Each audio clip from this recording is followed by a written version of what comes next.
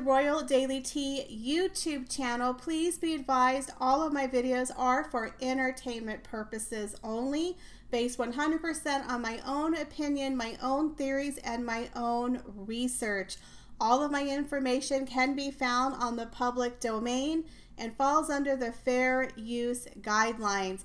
Please feel free to do your own research. Hi everyone, it's Michelle and welcome back to the Royal Daily Tea. So we have a lot of royal tea to get through today. So we're just going to go ahead and dive right in. But now sit back and relax, guys. Grab yourself a beverage and let's get into the Royal Daily Tea. So we're going to talk about it. The big story that has been dominating all of the royal headlines is, of course, Tom Bower's book, Revenge, on Meghan Markle and her fight with the royal family. Now, a lot of people have been talking about it. It is hard to come by in the United States. Sue Smith and I went to a website called bookdepository.com and we were able to pre-order our book.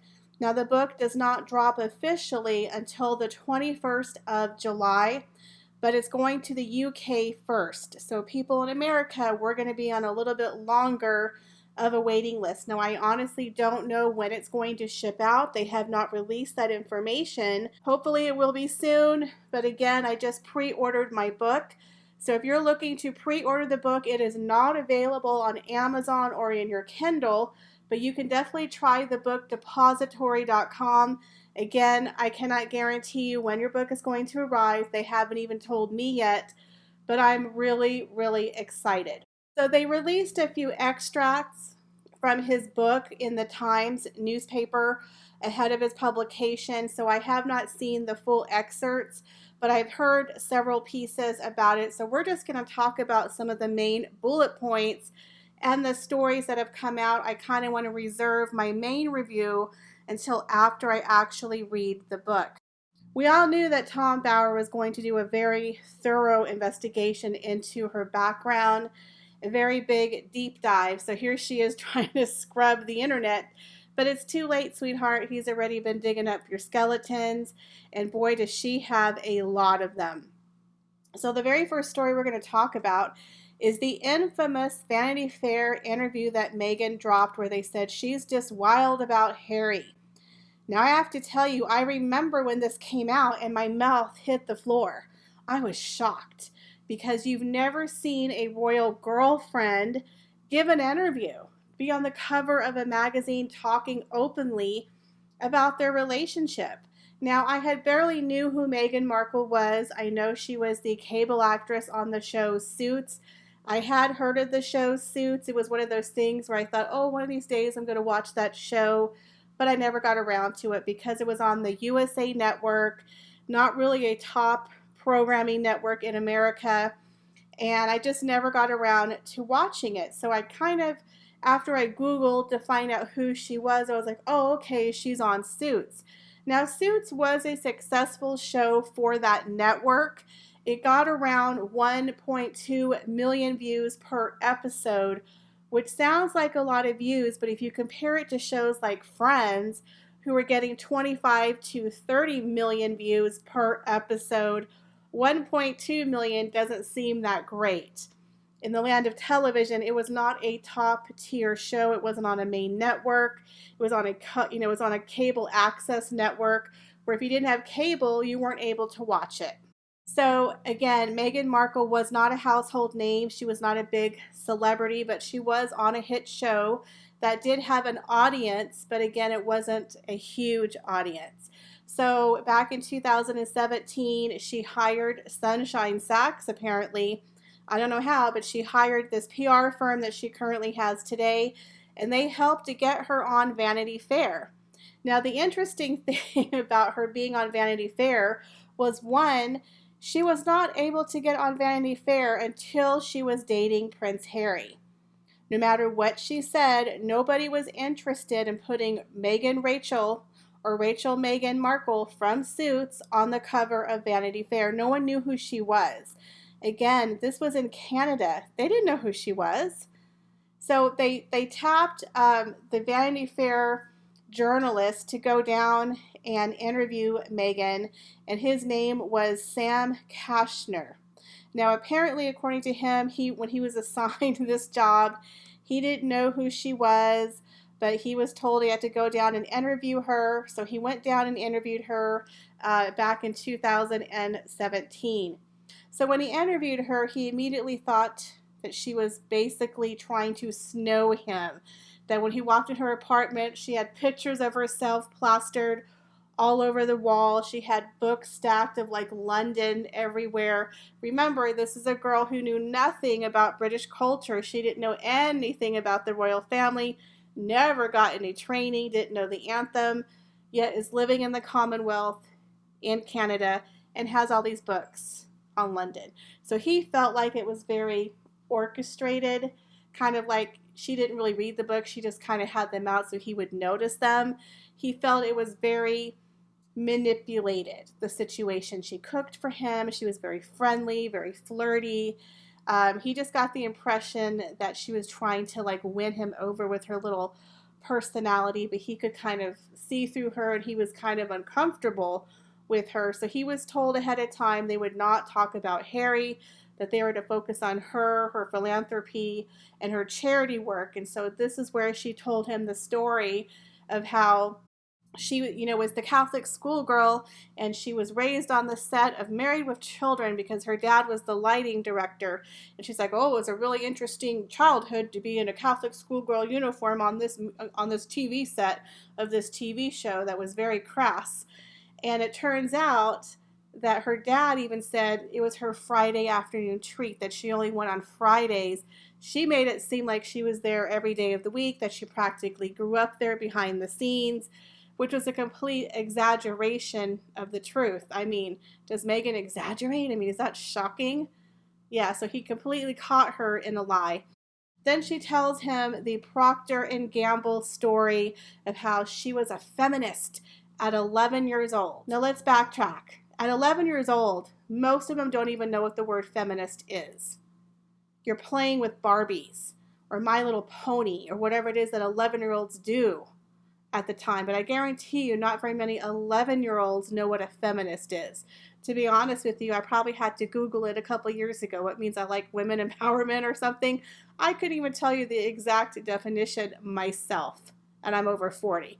So you're trying to convince me that an 11-year-old knows what a feminist is, and she's a feminist, and she's so offended by this commercial about them saying that women are washing dishes that she had to write a letter to Procter & Gamble and ask them to rethink their marketing.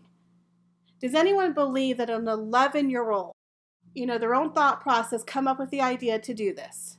Now, I'm not saying 11-year-olds can't be affected by environmental or social issues, but you have to remember this was like in 1980, 1990. It's not even social media wasn't around, the internet wasn't around, cell phones. It was a completely different time. Meghan is 41, so you got to go back 30 years. Vanity Fair, where the article was going to be read, has a very strict fact-checking policy. They actually went to Procter & Gamble, and they could not, in their archives of history of marketing, come up with this. So they couldn't prove that this actually happened. So they didn't put that in the article, supposedly. And she made a story about how Hillary Clinton, I think, sent her a letter. Again, none of it could be collaborated. So they didn't put it in the article. So without all this fake philanthropy that was basically a lot of Hollywood press pieces, they didn't have a lot of content to put into the article. And the only thing that was really interesting about Meghan, and the only reason why she actually got the interview and the cover, was her relationship with Harry. So he kind of tricked her and asked her a question about her relationship with Harry, and she kind of fell for it and did the, we're so in love. We're so in love. Don't you just love a real love story? But remember, this is just our time. It's about us. We are a couple. We are in love. And she continued to point out how she doesn't want to publicize the relationship, right? How she just wanted to focus on her philanthropy. Well, of course, the only thing he wanted to talk about was Prince Harry. So the title comes out, Wild About Harry. And like I said, I remember when I saw this article, I was like, what? Because I barely heard about Meghan Markle. They weren't really covering their relationship a ton in the press. I think I saw them like at the Invictus Games, and a couple times we would see them like Christmas shopping for a tree or something like that. But they weren't hounded in the press the way that Kate was. Kate was hounded ridiculously in the press. So they'd only been dating for a couple of months before Harry came out with that, stop harassing my girlfriend. You know, we're worried about her safety. Remember that whole thing that he came out, the whole PR after like 4 or 5 months, which turned out to be a huge mistake because the royal family doesn't do that. But Harry broke the rule for Meghan. You know, she was convincing him, they're bothering me, Harry. I'm scared for my life. They're harassing me when I'm at Whole Foods, and nobody was harassing her. Like, there was no paparazzi photos of this woman ever. I'm telling you, in America, we didn't know about her. The woman couldn't fall in front of a car and get photographed, okay? The woman was not in the press. Not the way that Kate was. Kate was harassed at her job so bad that she had to quit. Do you remember the crowds of photographers following Catherine when she had her job after college? You remember that? She was hounded. Now you have to remember Kate, or Kate Middleton as she was known, for 8 years, never gave an interview. Never. She didn't do it. I'm just wild about William. Never. Even when they broke up, she did not give an interview. In my personal opinion, if Catherine would have gone to a magazine the minute her and William broke up and gave an expose, my life with William, they probably never would have reconciled and gotten married. But she kept her nose clean. She kept her mouth shut. She was quiet. She was proper. She just did what she was supposed to do. And they ended up getting back together. But Meghan does a magazine expose. This was released in September of 2017, a full 2 months before their engagement. So, of course, when I saw that, I was shocked. And I was like, oh, I guess they're doing this. They're announcing their relationship because she's in a magazine called Wild About Harry. So, apparently, when this magazine came out, the shite hit the fan. Buckingham Palace was pissed. They were like, what the hell is your girlfriend doing? Right? Not supposed to be talking about this. Harry already messed up a couple months before where he had the security. He made that huge announcement, leave my girlfriend alone. She's not my mother. Leave her alone. Her safety, right? Which was a big faux pas. And now you have her wild about Harry on Vanity Fair. So now they're kind of forced to announce this relationship, aren't they? You think she was kind of forcing his hand a little bit? Yeah, and she did that. It's just for us. That little routine about her fake wedding 3 days before. It's just for us. You know, she loves that little about us. Well, according to the person who wrote the story, he felt very manipulated by her, that after he left the interview, she sent spices to his house, trying to be all nice. Well, when the magazine article came out, Meghan was mad because they weren't focusing on her philanthropy and on her charity and on her acting. They focused on Harry. But again, they could not confirm anything that she said about the Procter & Gamble, about some letter from Hillary Clinton. They couldn't even confirm that Serena Williams and her were friends. Apparently, Serena Williams, when asked if they were friends, kind of said that we're just associates. I don't know her. You know what I mean? They weren't besties at that time.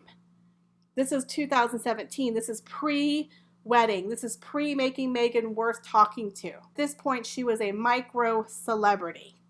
Even Serena Williams was like, I don't know her. Why are you bringing my name up? Why are you putting, words in my mouth? I didn't say we're besties, right? But Meghan's saying, oh, we're best friends.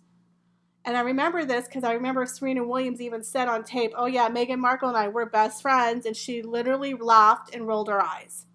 She did. It was on tape. If I can find it, I'll put it in here. But she kind of made her very sarcastic, oh yeah, we're best friends, right? She didn't know her. She met her at a charity event for like 5 minutes, okay? Nobody knew how to spell Meghan's name in 2017 because no one knew her. Not until she got engaged did this woman get on the map. So again, every time they were trying to collaborate her story, it was like they weren't getting anything. So the only thing worthwhile was her relationship with Harry. So here she's saying, well, I'm an independent woman. I don't get anything from any men in my life. And we're all like, okay, your dad, your uncle, your first husband, Harry. Everything she's gotten, as we said before, is from a man. She hasn't really accomplished anything. They did look at her little UN speech that she did the year before, and they did look at that little trip that she went to the year before. Again, if you watched my video, how Meghan hoodwinked Harry, we talked about she literally hired a PR firm whose job it was to put you out on these little charity circuits where you get like the PR that you want. That fake little tour that she went on when she took the little photos of the kids. Oh, look at me, I care so much. Right? It was all for the camera. It was fake PR. He even said, this is Hollywood PR. There's no real proof of philanthropy. She didn't start a charity organization. She wasn't out doing charity events. She literally showed up at this little PR Hollywood thing. She did a little trip. She took some photographs and she left. She got herself somehow to the UN where she did this little speech where she lied about getting a standing ovation. It was awkward to watch. When he went to do the story, the only thing they had to sell was her relationship. So, of course, she blows up. Sunshine Sachs blows up. They call the editor and they threaten him saying, well, you just made the Queen upset and the Queen's going to call you. And that's laughable because the Queen is not going to call the editor of a magazine and have you change a publication. You think the Queen of England cares what Vanity Fair has to say? Out of all the publications who put out stories about the royal family, you think she cared about Meghan Markle, who wasn't even engaged to her grandson, who was probably going to break up the following month? They didn't even know she was going to make it. They thought she was a flash in the pan, right? So no one even knew if this relationship had legs. Again, it was still very iffy at that time. So apparently, Sunshine Sachs and Meghan blew their lid, called the editor, threw a huge stink, wanted him to change the article, and they refused. They're like, no, I mean, this is it. Take it or lump it. They did make a couple of minor corrections, but they weren't going to change the article for her. And she was trying to manipulate the press to tell the story the way that she wanted. Sound familiar? So Meghan, very early on, even before she married into the royal family, had a very strong sense of self, purpose, what her narrative was, trying to boss the press around, trying to have them change everything to her narrative. And, she was in for a rude awakening because that's not how the world works. That is not how the world works. So that was one of the major stories that had come out, was the Vanity Fair expose. And the other problem they had with Meghan was shortly after the wedding was Thomas Markle and her family. Her family was a huge problem for Meghan, and the royal family was not happy with the way that Meghan could not get her father, Thomas Markle, under control. And they wanted Meghan to make up with her father, especially around the time of the wedding, because he was running amok, going on all these TV programs. Her sister was, her half-brother was. It was causing the royal family a lot of stress and making him look really, really bad. It got to the point where Charles was so upset that he was like, put Meghan on a plane, fly her to Mexico, and have her make up with her father. This is embarrassing. You have to remember, when Meghan first got engaged to Harry, that's when all of the drama really started to happen, and it was mostly from her own family. And we've covered this in several videos, but Meghan's ego and narcissism is her biggest enemy. It is literally her biggest enemy, herself. But she refused to, stand down and make up with her father, make him stop the interviews, throw him a bone. She literally lied, according to Tom Bauer, and said, well, I don't have his phone number. I don't know how to contact him. She literally lied to the Queen. I don't know how to contact him, because she just didn't want to. Instead, what did she do?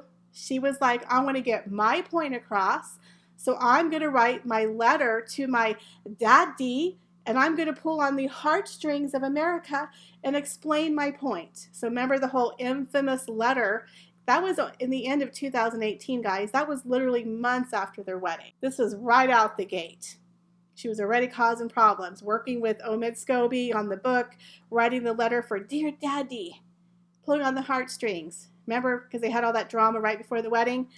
What a nightmare. She was literally a nightmare the minute she got the ring on her finger. Or actually, 2 months before she got the ring on her finger, she was a nightmare with the Vanity Fair interview, spilling the beans about their relationship, which she wasn't supposed to. Then they get engaged, and then all the drama with her family comes out. And instead of like, okay, let me squash it, let me deal with this appropriately, she's like, nah, I don't know his number. And she just let it play out in the press, and she thought the palace was going to go in there and rescue her and get rid of all of the negative stories like a Hollywood PR firm. Honey, the royal family is not Sunshine Sacks. They're the royal family. So she was in for a rude awakening when they wouldn't go and rescue her, and that was one of the biggest issues that Meghan had, was they wouldn't rescue me because they're racist. They hate me. No, honey, you did that to yourself. You came with your whole bag of skeletons in your suitcase. And instead of dealing with your problems the way they told you to deal with it, you made it worse. You're the one who caused all of these problems. They've literally had 10 lawsuits in 3 years. Seriously. And most of those are with her family and because of her family. Suing her dad for the letter. Now she has a lawsuit with her sister. Oh, it just doesn't end. It's like her narcissism is out of control. She causes 99% of her own problems. So there's a lot more to cover, a lot more excerpts, but we'll have to get into that in another video. But I just wanted to cover the Vanity Fair issue that happened, as well as the other story about how Charles wanted her to fix the problems with her father and how she literally lied and said, I don't have his number, and wrote the letter instead. Remember that? Oy, what a freaking nightmare. And there are so many other stories that are coming out that we will just have to save them for another video. So what do you guys think so far of what you're hearing from Tom Bower's book about the Vanity Fair article? What do you guys think about her lying to the royal family and telling them, quote, I don't have his number, where she wouldn't go out and solve the problem with her daddy?